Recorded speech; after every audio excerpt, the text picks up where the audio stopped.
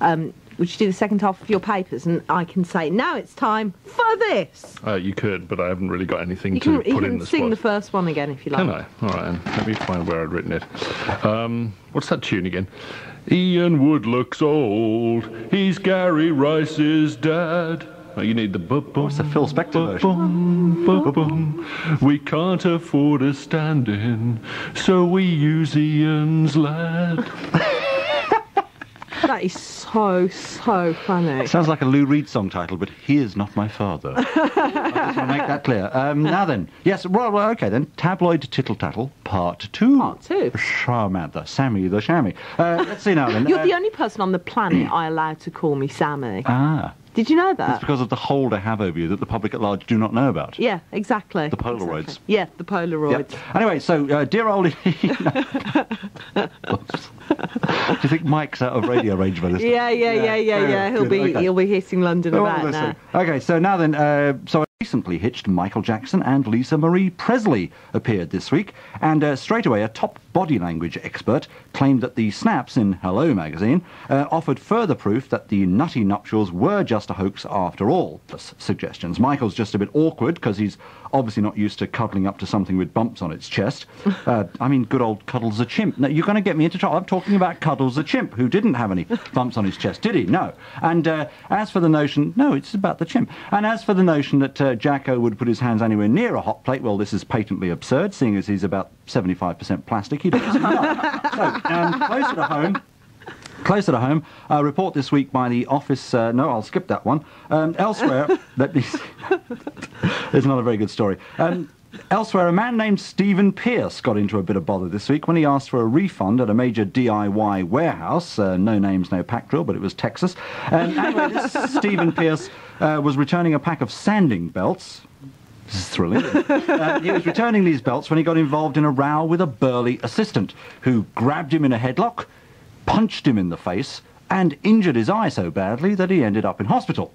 It's a good thing he didn't ask for a different kind of screw. Who knows what might have happened. Stephen is understandably upset over the whole incident, principally because if he'd known he was going to get beaten up, he'd really much rather have had the chance to do it himself. Anyone heard of cataplexy? No. Do we think it's some kind of feline ailment? Yes. Well, think again.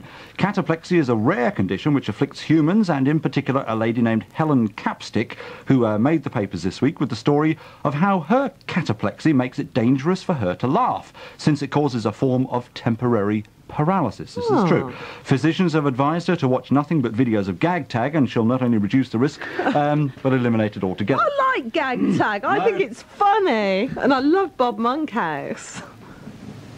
Postmodern ironism. Yeah, in a postmodern ironic way. Yep. Pensioner Edith Gladwin, it was reported in the tabloids this week, drove into a swimming pool when she accidentally stomped on the accelerator instead of the brake. Her L-Reg Nissan Sunny broke through a fence, shot across a lawn where a family were sunbathing, crashed through some patio doors and ended up in the shallow end of the private indoor pool. The pool's owners quite naturally told Edith, "You can't park here," to which she replied, "Well, you can in a Nissan."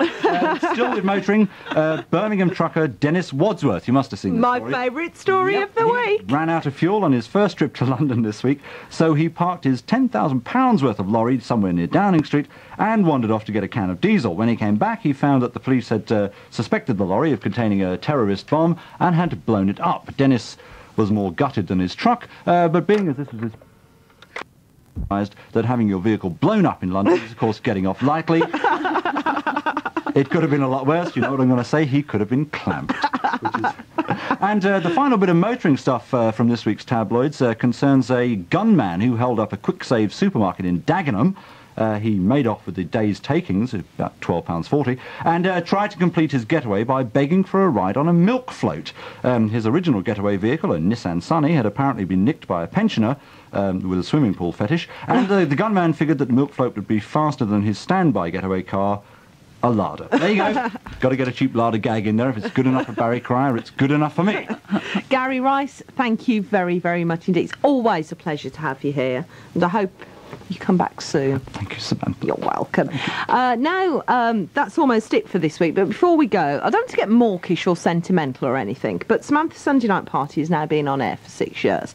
And I have to say that Samantha Sunday Night Party isn't necessarily, it's a brave show, and it takes a rather, I don't know, a brave man to put a programme like this on air, because it's not, you know, it's a little bit risque, it's a little bit different, it's a little bit dangerous. And I would like to thank, in his last week at BBC Midlands Radio, and specifically at Radio WM, Tony Inchley, for supporting Samantha Sunday Night Party, because I know a lot of you out there really enjoy it. And Jeremy Beadle phoned up and said how much he enjoyed it when he was driving through, and said, wow, this is absolutely amazing. But he is a legendary prankster. He wasn't pranking.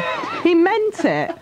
And you're spoiling the mood, Gary. Stop it. And I have to say, in the years that we've been on air, we've had a few scrapes, and I would like to thank Tony Inchley for his support through those scrapes, which he has done. He's always supported us, and he's always supported the programme, and he's always supported me. We'll all miss him very much indeed. And good luck to you, Tone, if you don't mind me saying so. I know everybody else has done it, but I just thought I'd add my voice, if you don't mind me doing that. Anyway, so good luck to you, Tone. I couldn't really think of anything appropriate to end the programme with as a tribute to Tony Inchley, so I'll play Dave Stewart's new single instead. Here he is with Heart of Stone. Good night, see you next week. Thank you.